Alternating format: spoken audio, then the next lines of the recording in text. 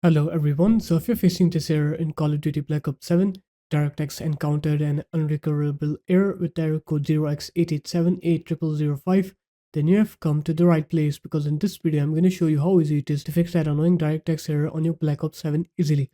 So first off, what you're going to do is you're going to open up your start menu, you're going to write here Steam, you're going to right click on Steam, go into open file location, go into open file location again, just right click on Steam, go into properties, go into compatibility, make sure to select run this program as an administrator.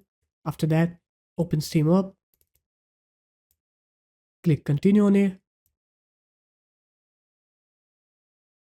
and then go to your Call of Duty's properties, right click on Call of Duty Black Ops 7, go into properties, go into launch options here, and here you need to write -dx12 and close this menu and then try to play the game and check if that fixes the issue. If it didn't, then what you can do is you can right click on it again, go into properties and just write -dx11 now. And after that, you can try and play the game and you'll see that your error will have been fixed. So there it is guys, that's how easy it was. If you guys found this video helpful, make sure to leave a like, comment and subscribe to the channel, and I'll see you in my next video. Peace.